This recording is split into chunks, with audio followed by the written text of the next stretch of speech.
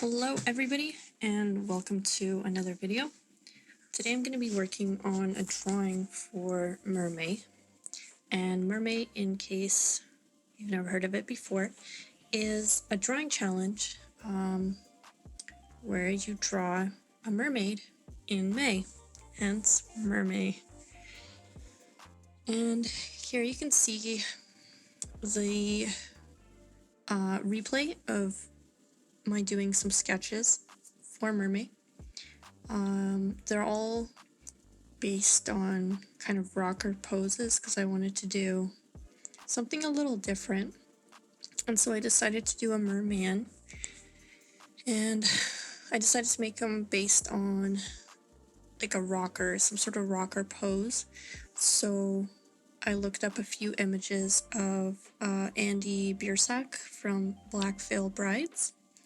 And I chose him because he's like a handsome, cool looking dude. I'm not really familiar with the band, but I'm a fan of the genre, so picked Andy. So I drew a few sketches and then I chose one, and I chose that one because I thought it had the best composition. The tail is kind of up, there's an interesting expression on his face, just seemed like a good choice. Now I use reference a fair amount, and you can see again I'm referencing the photo of Andy Biersack. Hope I'm saying his name right, by the way, I have no real idea. But I really like this expression. He's joyful with this like open mouth laugh. It just looks kind of fun, kind of rock and roll, and yeah. So yeah, I like that expression, and part of the reason I continue to use reference is because I've never drawn an expression like this before, and because I like drawing things that are realistic, I'm gonna use reference until it gets like so ingrained in my mind that I no longer need the reference. But I don't think honestly that's ever gonna happen, because the world and all the things in it are infinite. So anyways, I'm using Procreate, and I like the software a lot. It's, I think, really easy to use, and I'm using the HB pencil, which is a default brush in Procreate, and I really like this brush because it really does feel like a real pencil. It's like, has a nice amount of texture. And you can see it's taking me some time to get the expression right. This is the toughest part of the drawing.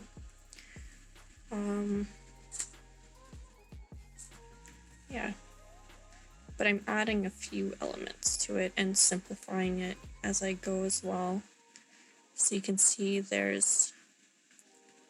give him some fangs, kind of, so that he would look a little bit more like an otherworldly creature rather than just a straight up portrait of Andy.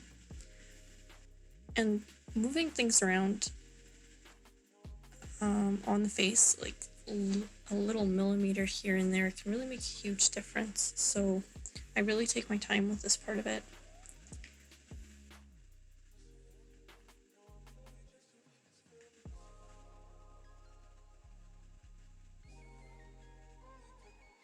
Really like drawing faces. They're always so different and the expressions are so varied. It's something I don't think I could ever get bored of.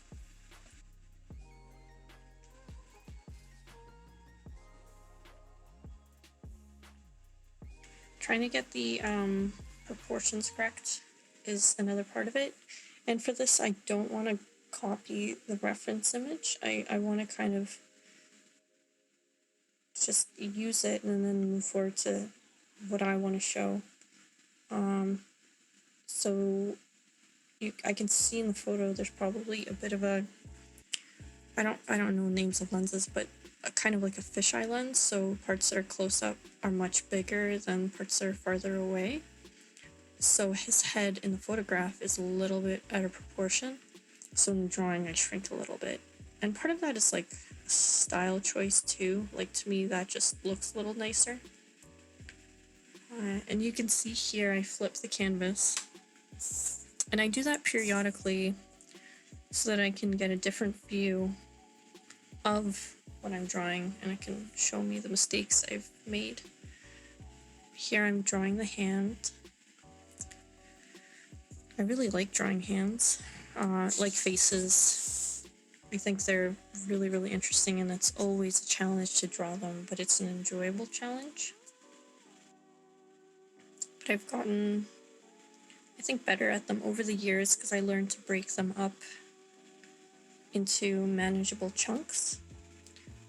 And then I just draw those pieces, and altogether they form a hand. And I think that that kind of thinking is useful for drawing the whole body. In particular, learning about skeletons, and not like learning the names of the bones and stuff like that, because you don't need to know that, but learning the basic parts, because then you can kind of put it together like a bit of a marionette doll, and then just put skin over it, and boom, you have a human.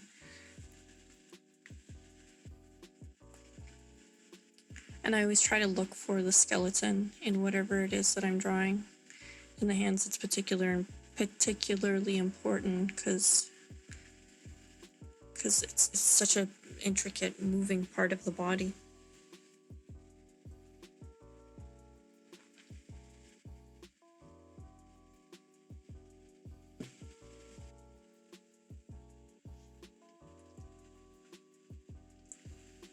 This here, I'm thinking about the tail and what I want to do with the tail.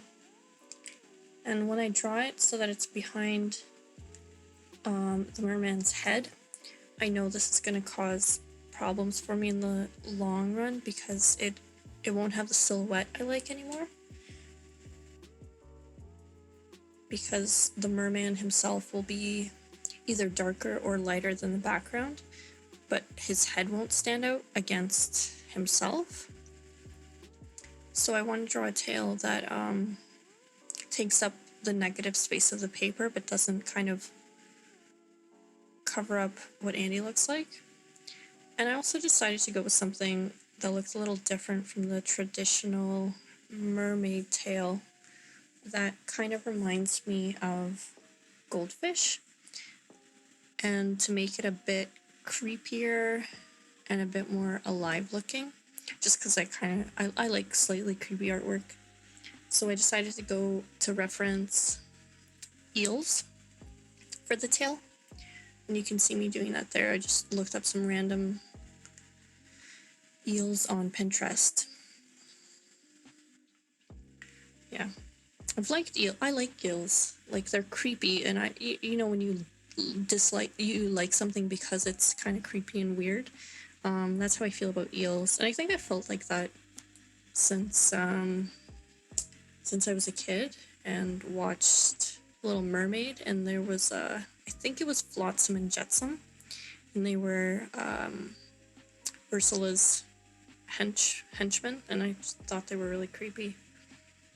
And I watched nature documentaries, like underwater documentaries, and the way eels move, and the way they have their like mouths open, kind of just bobbing back and forth. They're weird creatures. Still playing around with the tail, trying to think of what I want the shape to be. I know I still want like an end to a tail, so not just like a pointy bit, but like a big flat piece. And you can see I kind of like jump back and forth.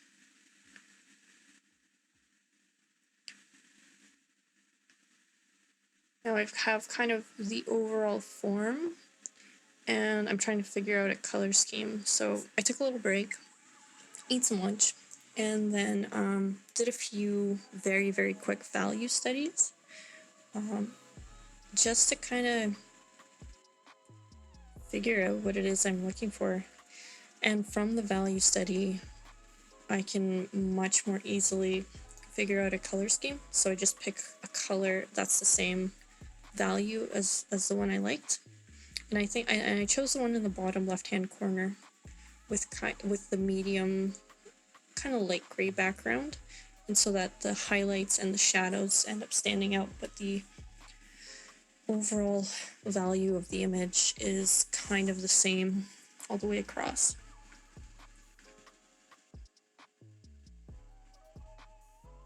Here I'm picking colors, and I knew right from the bat that I wanted to do blue because it's, you know, it's underwater. And I think I probably could have gone more complicated with the image, and done a lot more rendering and made the skin more realistic, all that sort of stuff. But I really wanted to just do something very quickly. I like making artwork that's quick, that's done in like a day or two, because one of the things I like most about making artwork is exploring an idea and then just moving on from it. I'm not really a big fan of rendering for long periods of time. And I think that's partly why, like, I went to school for industrial design. I didn't go to school for art. And that's something I really enjoyed about industrial design, just like focusing on a specific object and really figuring out how that object works. And I think it's partly why so many of my drawings have plain backgrounds, because that's what I've kind of been trained to focus on. It's like focus on the main object and what it is. And in this instance, it's a person. It's the merman, but who they are and what he's all about. What does he do? How does his body work? Focusing on that stuff and not really putting a lot of focus on the environment that he's in. And that's something I do want to change. I want to get better at that. I did do like one or two landscape studies here and there, but I just don't find them as interesting. So I just go back to drawing pictures of people and faces. But maybe that's okay. Maybe that's just what I like to draw. So yeah.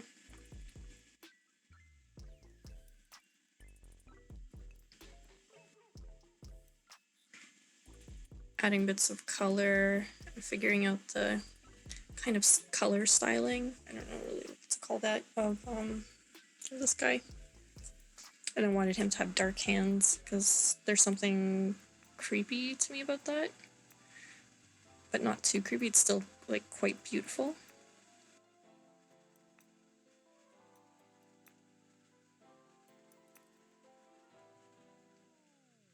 I'm always going back and forth looking at different parts of the image. So if I add some darkness to the tail, I might add it to the face and just try to make sure the whole image looks good overall.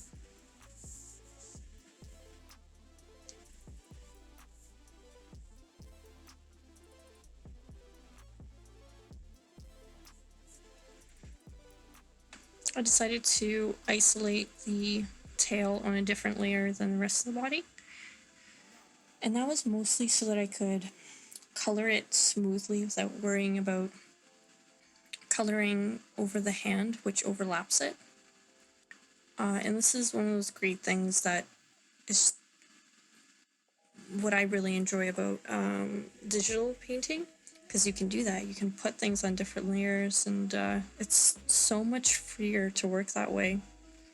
And I end up feeling my drawings end up being a lot looser, and I really like that because I don't have the fear of like, oh, you know, if you put a mark on the page, you can't really get rid of it. With digital art, you can do whatever you want. And weirdly, it ends up looking more analog when I draw digitally, at least I think, because I don't worry as much about it.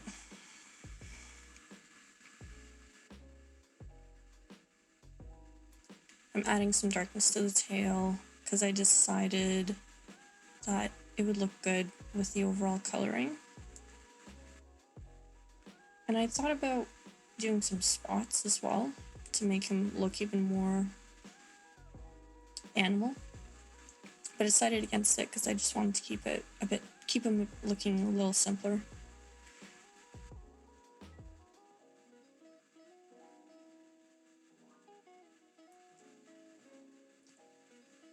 A lot of the stuff with the drawing is just like testing something out, seeing if it works, you know, keeping it if it doesn't,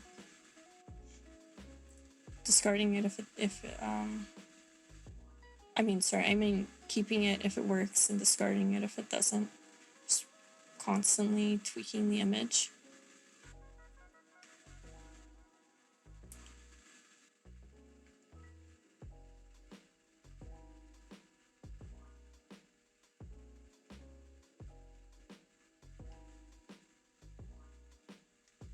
And I do I focus a bit more on the likeness. Now I don't want this to be a portrait of Andy, but I do want it to have a likeness to him, but that's more for my own kind of like, you know, ability to draw and growth. Like I want to be able to do a good likeness of a person. But really, if it's kind of different, I don't really mind, because the point of this drawing is to draw this merman, not to draw a portrait of Andy. And if I was doing a portrait of Andy, I would take a lot more time with the likeness and make sure it really, really looks like him.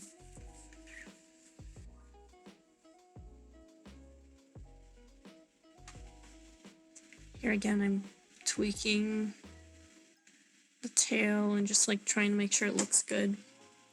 It's all kind of like a process of discovery. I don't always know the final result. I just have to figure it out as I go. And that's another part of what I like about art as well. It's always a process of discovery. Yeah. I think some artists, they kind of like have an idea of what they want and they draw it. And for me, I have a very, very rough idea of what I want. I might have like just a silhouette or an overall story I want to tell, or maybe just like a mood, and that's what I'm aiming for. And the drawing is done when I think I've accomplished that. Of course, sometimes it's surprising. It's like Bob Ross says, happy little accidents happen, and then, you know, you embrace them. I'm playing around with like the color of the background and the overall shaping. And I did end up going off camera and editing this image a little bit more as well. Mainly with darkening the background and adding a little bit more difference between like the shape of the merman and the background, so I made him lighter overall, but the overall image stayed pretty much the same. And there was also a portion on the right of the tail that poked out too much that I could see in the video, but I couldn't see while I was drawing it, so I just needed to go back and fix that.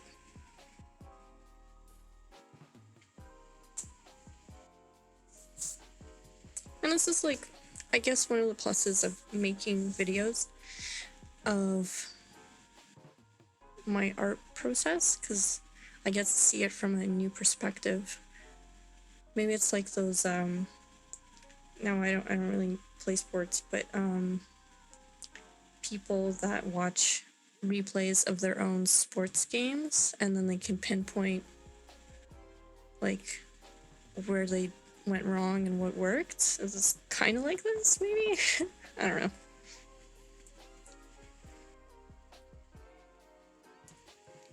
But yeah, it definitely is a new perspective on the artwork. Oh, and I'm adding the shadows here to add a bit of atmosphere. It's kind of like, you know, when you flip the image, if you're working digitally, or if you take a real piece of artwork and you go and hold it up in front of the mirror and you get to see a new perspective of it. I feel like it's something really similar with watching it through a video of making it as well.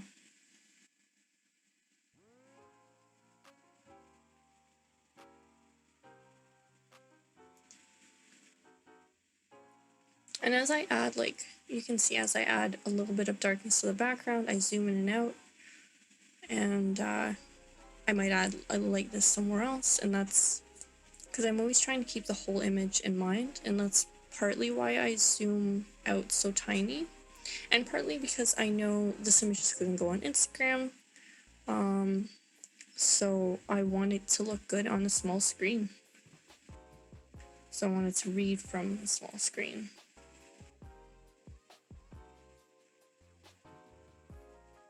Here I'm adding some bubbles, which is literally just drawing little tiny circles that are a lighter color than the background. But something so simple can add a lot of atmosphere, I think. Added a few scales too. They don't read quite as well, but they still add a little something, I think.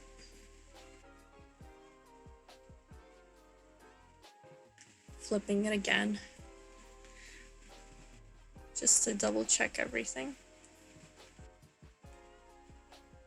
And you can see again, I'm pushing kind of the darkness in places here and there.